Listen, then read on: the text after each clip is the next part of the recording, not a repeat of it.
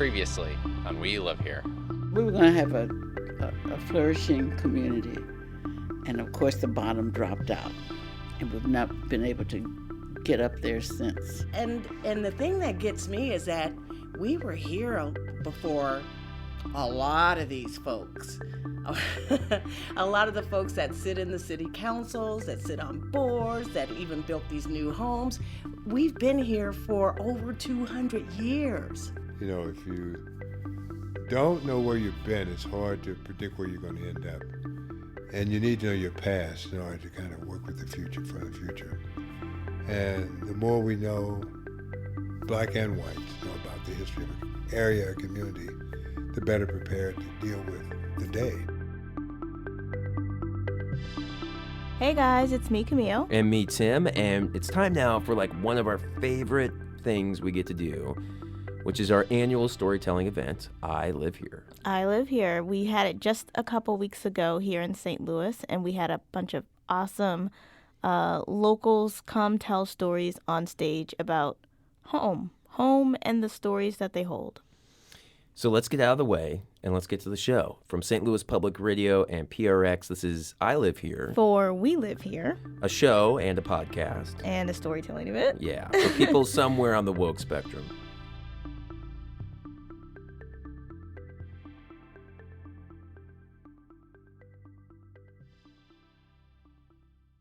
Our first story comes from Shafante Ross.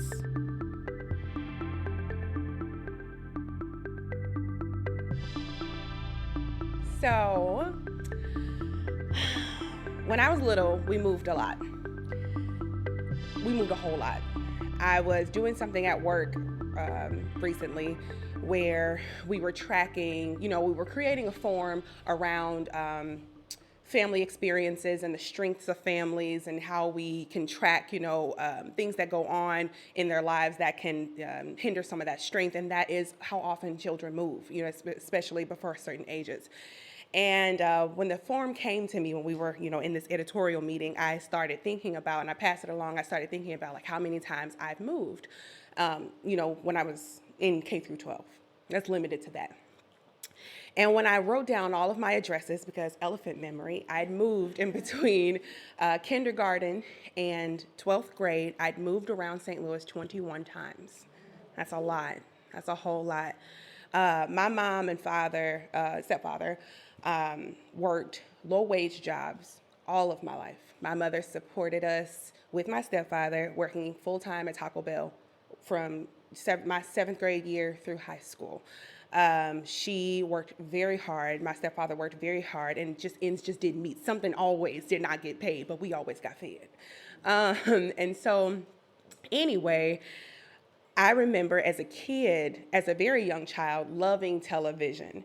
And I don't know how many of you remember this. If you are a millennial or an older millennial, you probably remember TGIF. Yes, TGIF, it was awesome, right? So I loved TV. And one of the things that I noticed about TV, or sitcoms especially, I couldn't pinpoint it at that time, but TV characters never moved. They never moved. They were always in that living room or in the kitchen or like whatever the set was on Fresh Prince of Bel-Air, on Family Matters, on whatever. It was just like two locations. There was so much, stability with the families on TV. And when the families did move, it was a big thing. It was a big episode. And it was always sad to me. And I didn't know that as a kid, but I loved that they never moved. Like I knew what was going to be, what was Judy going to do on this episode. And one of the shows that I loved as a little kid was Full House. Now you guys remember Full House? I did not grow up in Full House. I grew up in 21 apartments around St. Louis. So this part of my home story is how delusional I was. When I watched Full House, every TGIF, I loved Full House so much. It wasn't even in syndication yet, y'all. I'm old, so I was watching it in real time. And so I used to watch it, and I used to love how much freedom the kids had. They were expressing their feelings. They were, it was just great. And so I can remember Danny Tanner and Uncle Joey and, Uncle Jesse and all of that, they would always be asking the kids, how are you feeling? I don't remember that from my life. And so I can remember I can remember, and please don't laugh at me. Well, you can laugh, but just know that I don't believe this today. There came a time where when I would get into trouble, which wasn't very often, but again, stressed out parents, it happens, right? So I would get into trouble, or my mom would ask me to do something, and I didn't want to do it because, 8. I would go to my room, and y'all, I would wait for the dramatic sitcom music to come on, where it signified that like something's wrong, like, you know what I mean?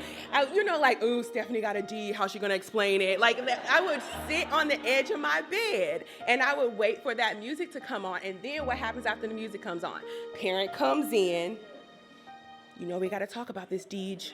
You know what I mean? Like, that was what I would wait. I would sit there and wait. Y'all, one day I did it with my mother. Like, she said something to me, and I was like, oh, whatever. So I go to my room, I'm sitting on the end of my twin bed or whatever. I'm kicking stuff around or whatever, and I'm just waiting for the music. Like, I literally was waiting for the music. Again, I don't think this today, and I didn't think it for much longer after that, but I was waiting for the music. And my mama never came in, y'all. Like, she never came in.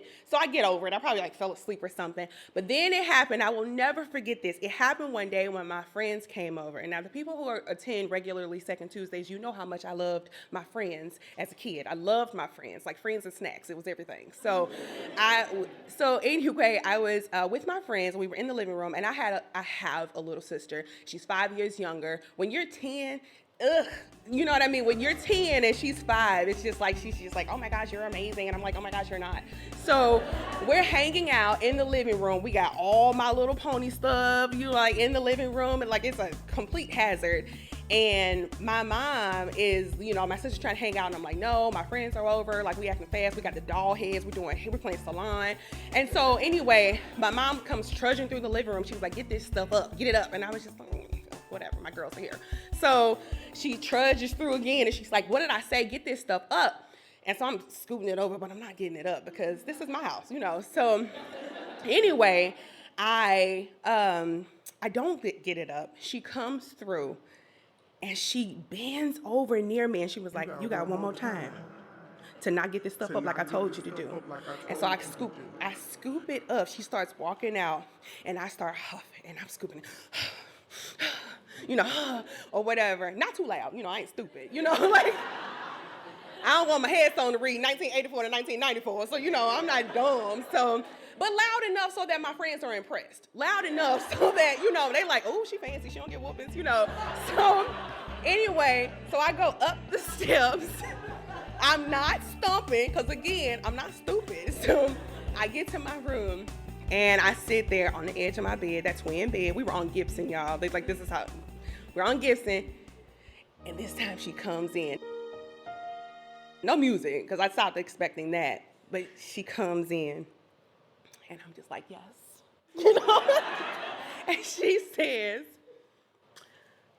I don't know what's getting into you. You showing out in front of your little friends, but don't get your head knocked off. I don't remember this episode. So I'm just like, oh, okay. Well, never the mind.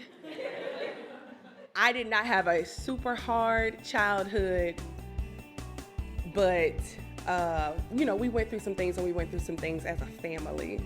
And I love my mother and my stepfather. I will always envy the freedom that Stephanie, DJ, and Michelle had. But I did not grow up in the full house. I grew up in 21 apartments around St. Louis. My mother is Danny Tanner. She is Kathy Ivy. Thank you.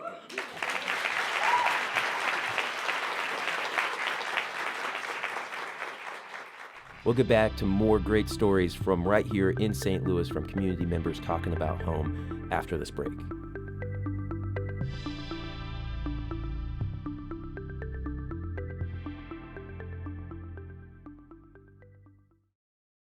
So my name is Stephen Holsworth, and when I was born, my grandfather was a very active and feisty 76-year-old named Clarence Percy Barker.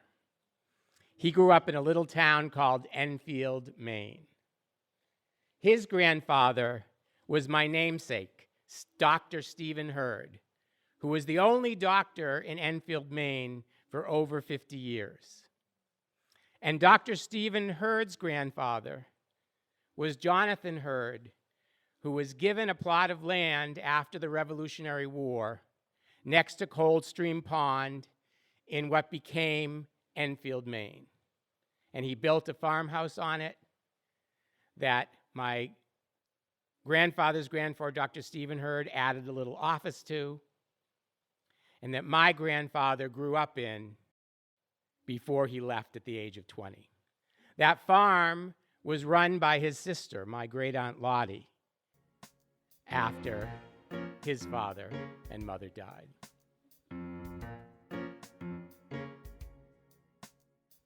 And that's how I found myself in the summer of 1970, getting out of a car in Enfield, Maine, and walking up to the general store, gas station, post office. It might have served a few other purposes, police station in Enfield, that along with the Grange and the church made up the downtown of the 800-person town of Enfield, Maine. And I went into that little store with my mother.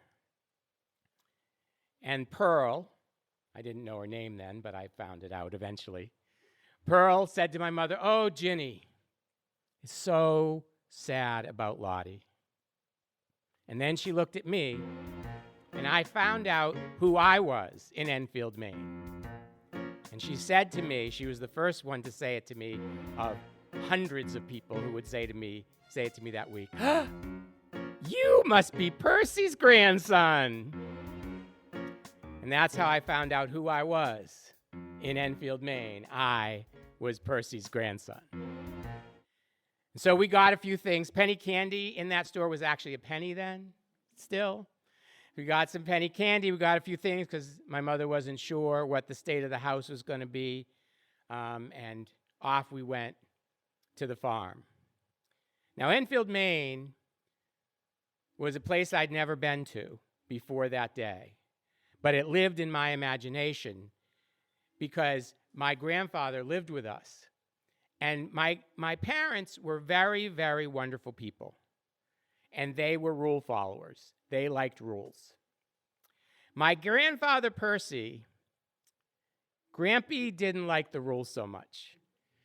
And when you were 4 or 5 or 6, Grampy was a lot more fun.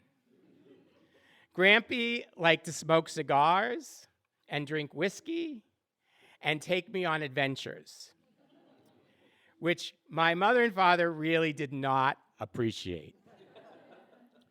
And on these adventures, it was also combined with a story about Enfield, a story about his stern grandfather, the doctor, who didn't like how he got up to mischief even when he was younger, of stories of the Coldstream Pond, of swimming there, and stories of drag racing down the one road when they first got a car. And all of these stories made Enfield, to me, this place of imagination that lived inside me. It felt like I knew Enfield, even though I'd never been there. But what I found out that summer when we went to bury my great-aunt Lottie, and it was the first time that I had made it to Enfield, what I found out was not only did Enfield live in my imagination, I lived in Enfield's imagination. Because literally hundreds of people that week said to me, "Oh, you're Percy's grandson. You must be Percy's grandson. You're Percy's grandson. You know how we're related? Your grandfather is my second cousin. You must be Percy's grandson. You know, my uncle used to work for Dr. Hurd way back when. You must be Percy's grandson. Percy got my daughter in so much trouble when they were little." And that was by like an ancient guy who was like 97 or something, because my grandfather is 80 by this point. So like the people who are talking about him as a kid are like, I had never seen people of this age before. But then even the younger ones, I was like, how did they know about that I'm Percy? Like people my parents' age was like, oh, well, Ginny used to come up because my mother went to Enfield as a girl. And I heard about Roger Whittaker, her beau, before she met my father. And he was there in Enfield, Maine, and I met Roger Whittaker's kids. And they were like, oh, they were the only ones. You're Ginny's son. They were the only ones. I gotta tell you, everybody else, I was Percy's grandson. So when we think about home and we think about how we make home, sometimes home is a place, a house, a physical location that we have some association with.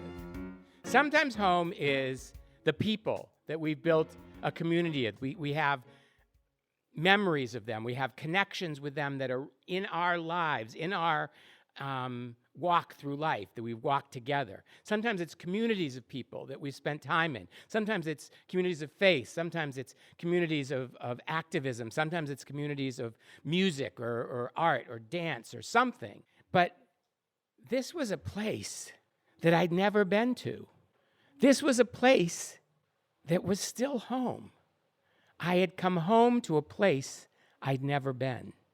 And staying in that house that my grandfather's grandfather's grandfather built, and sleeping in the bedroom that my namesake, Dr. Stephen Hurd, had built as his office, I looked around and there were mementos.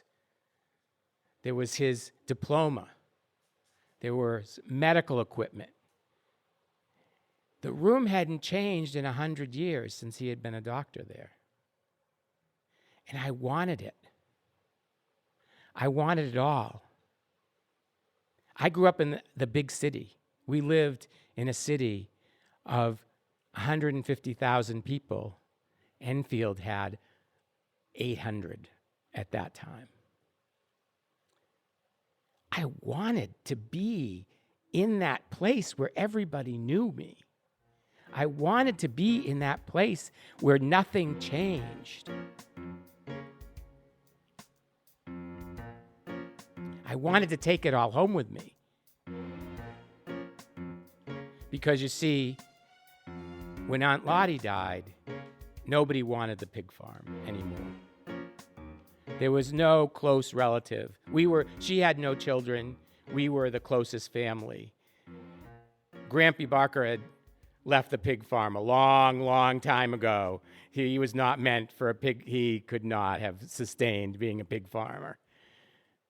And he had left. And my mother had, even though she had her fun summers up in Enfield, my mother had grown up in the city and was not going to go to a farm. And I was too young, luckily, because who knows, I might have been a pig farmer in Maine right now. But I was too young to say, I want this farm. And so the farm was leaving. Now, it was going to leave to someone we knew, most probably, because we knew everybody in Enfield. It seemed, at least, everybody knew Percy. But it was leaving. And so my mother let me take one thing, and I took that diploma with the name of my namesake on it to have with me when I got back home, to remind me that there was a place that I went to for the first time. And when I got there, everybody knew me. And I was home to a place I'd never been before. Thank you.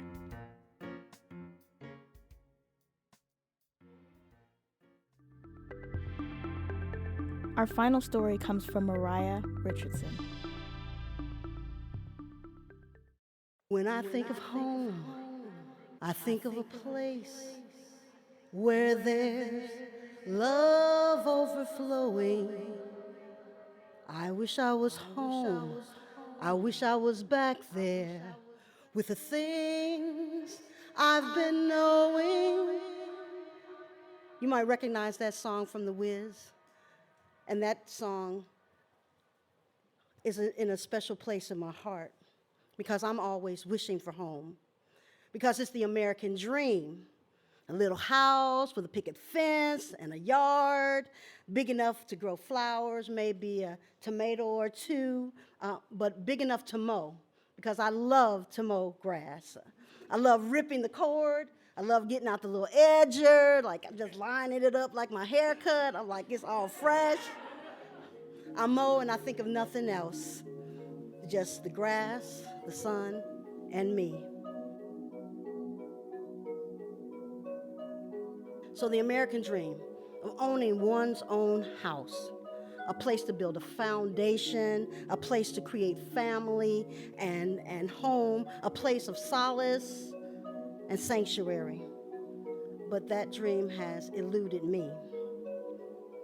You know that there are restrictions on where you can live, right? Certain areas that are denied you, certain areas that are forced on you. Redlining. If you were to look at maps that lending institutions have, you could see them. Red lines are where black people can only buy. The Delmar Divide is named such because of St. Louis's racial divisions in housing. So after having spent most of my youth in public housing, code, the projects, my mother was able to buy a house, and she was so proud of her accomplishment, and I was too. Because my mother had come up in the Depression. Her family had migrated from Mississippi. She had finished high school and gotten an LPN license, and she had raised 2 children, one which had disabilities. So I was just so happy for her that she had been able to do this. But she bought this house when I was a senior in high school, so I only lived in the house really for about 5 months before I went off to college. The house was only a few blocks from O'Fallon Park, and when my mother was younger, she had to be out of that park before sundown because St. Louis is a sundown town, right? So my mother bought this house. And it turns out she bought the house for me. But like I said, I was in my last semester of high school, and she had figured that if she bought this house, I would stay here because she's a Leo, and you know, Leos don't never want their kids to leave. They like hold on to them for dear life, and I was just like, no, because she had taught me to be independent. I'm like, I'm up. I got to go. So I went to the University of New Mexico. And so I've lived in many places. I've lived in New Mexico, I've lived in California, Illinois, Massachusetts. So after I finished graduate school in Massachusetts, I moved back to Los Angeles because, you know, I was this actor, and I was about to do that thing, and Hollywood, I was gonna blow it up, and I was gonna be rich and famous. Yeah, that's what I was going to do. So I went back to LA, and I was more mature, I was more centered in myself, and like, yeah, I'm about to take this over. And so I came back to St. Louis for a visit, and I got to my mother's house. And it was a mess, like a tornado had hit the house. And it's just her and my disabled brother that are living in this house. And my mother was not this woman, this vibrant woman that I remember. She was this little old lady. So I came back to St. Louis and left my dreams of Hollywood and moved back. But my mother had become a woman that age had changed, and no longer did she cook my favorite foods because she would forget an ingredient, or you know, she just wasn't able to do it the same way. This one time she made spaghetti, and she used a jar of Pace Picante sauce as spaghetti sauce. And I yelled at her. And I yelled at her because I was angry about her growing old. I wasn't used to it, and so it took me a trip to Europe to figure out what she must be going through, because I had no idea what it felt like to be in my 80s. So would leave water running and overflowing sinks in the bathroom. She left a pot boiling and burned the pot. Her mail was all over the house and bills weren't getting paid. So I moved back and I moved in home. It was my mother's house. It was where my mother and my disabled brother lived. It was their home. But I was worried about them. So after I got back, a few months after I moved into the house with them. And after being back a few months, my brother has a stroke. And we send him to rehab. And I can't wait for him to rehab so I can bring him back home. Now, he's living on the second floor because my mother had moved herself to the first floor, and she had a little twin bed in the dining room. And so now he's back, and I moved him from the second floor, and I put him in the dining room with her. And then each morning between 2 and 3 a.m., I have to get up and walk him to the bathroom so that I don't have to change linens the next morning. And when he fell, it was so hard because I couldn't just pick him up. So the doctor suggested that we let him live in the nursing home. And this was no longer his home, and it broke my heart. After he left and went to the nursing home, I decided that, I'm a grown woman. I do grown woman things. It's time for me to have my own place. So I move out, I get a little apartment, and I just go check on my mother, make sure everything's okay. And after 2 years of being in an apartment, it occurred to me, this woman has a 4-bedroom house that's paid for. Why are you paying rent to somebody else? So I decided to move back in. But remember, my mother has not been up in her upstairs on the second floor in years. And it's a mess. I got a ceiling falling down in the TV room. I got plaster walls that are falling in, and it's just a wreck up there. But I decide I'm just gonna fix this place up. And so I put her house in a reverse mortgage. I replace her furnace. I redo both bathrooms. I repaired the ceiling and the electricity in the TV room. I put a deck on her back, on her where her porch used to be. I give her a nice deck, which she did not sit on, because she was just like, I'm not trying to sit out there. Okay, so I'm sitting out there. And I do all of this work, and now I got a nice little crib upstairs on the second floor. It's nice. I got my bedroom to turn the TV room into my office space. I got a meditation room. I got an extra bedroom for guests if anybody comes over. So I feel like I'm kind of making home. But I know that after my mother passes, that whenever that happens, that I'm going to move back to Los Angeles because I got to keep going. I mean, I am an artist, and so I got to get back. So it was hot in July in 2012. Actually, it was July 11th, which is tomorrow, would be an anniversary. And I had been back in St. Louis for 10 years. And it was a typical 103-degree heat index day, right? Hotter than hell. But it's time. We're supposed to go to see my brother because every Saturday we go see my brother and we play bingo. But it's hot and it's so hot. And I'm like, Mama, are you sure you want to go? I'm going to see my firstborn. All right, girlie. I got you. We're going to go. But I noticed she hadn't been eating very much, and I was thinking that it may be the heat that was keeping her from having an appetite. So we go, we see my brother, we play bingo, he wins, it's fun, and we come back home. And I start to notice little things. I noticed that my lucky bamboo that sat in my window in my bedroom, which was right above her bed on the first floor, the leaves started to suddenly fall off.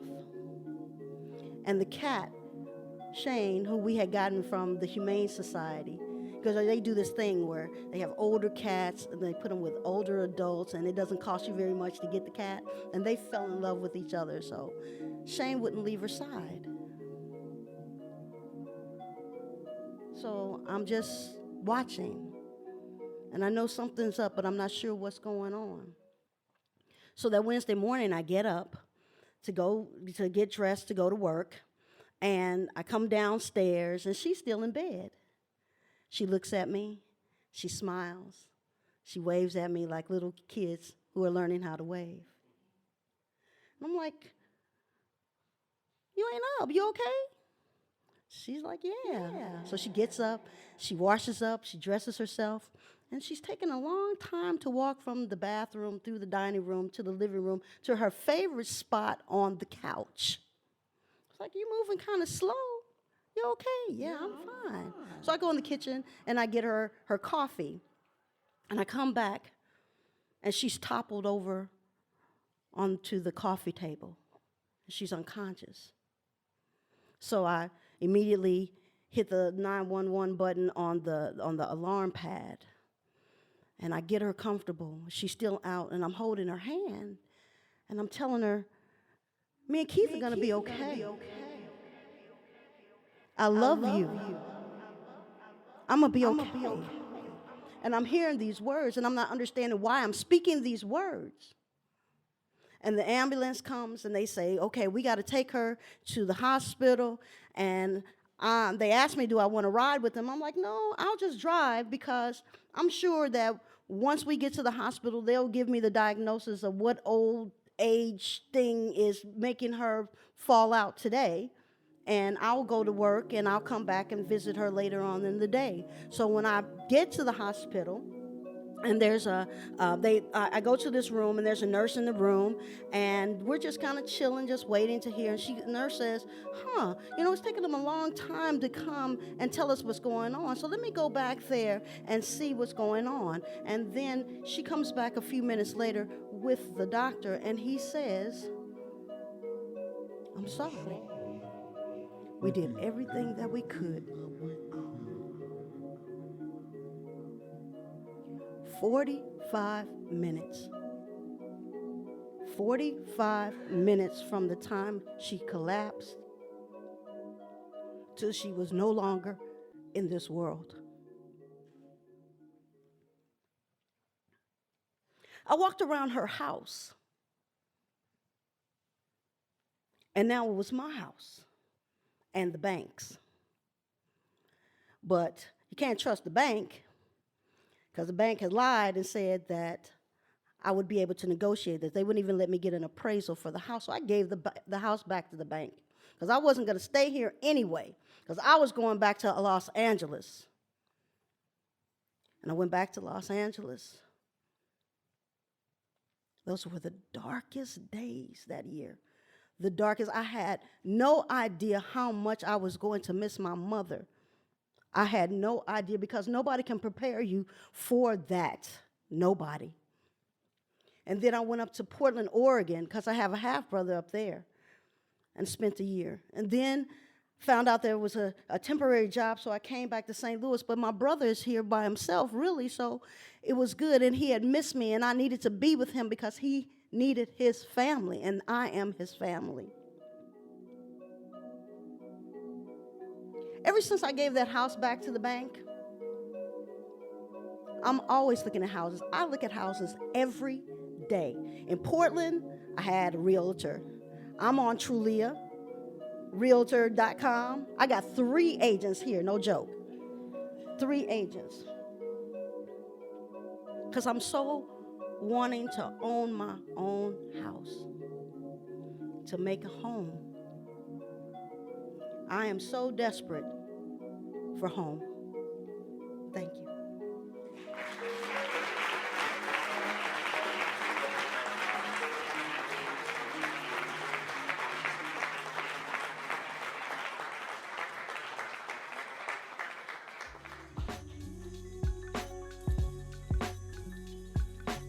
Next time on We Live Here. These are nice houses.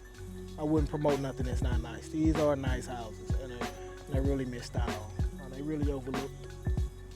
They're nice though. I promise you that it's gonna come up, and that's my word of the end that I'm doing. It's gonna come up.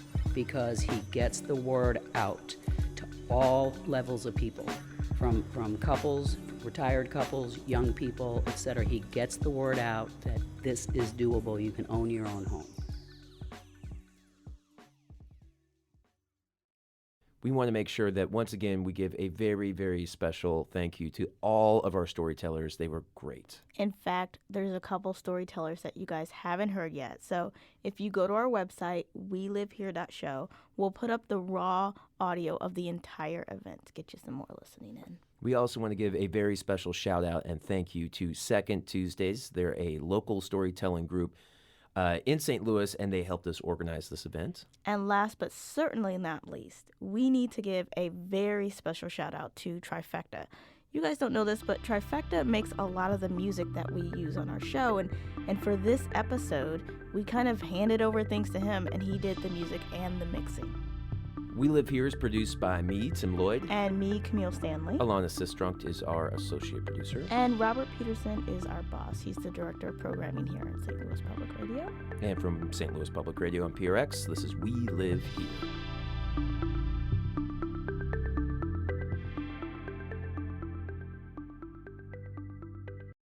Support for this podcast comes from the Corporation for Public Broadcasting.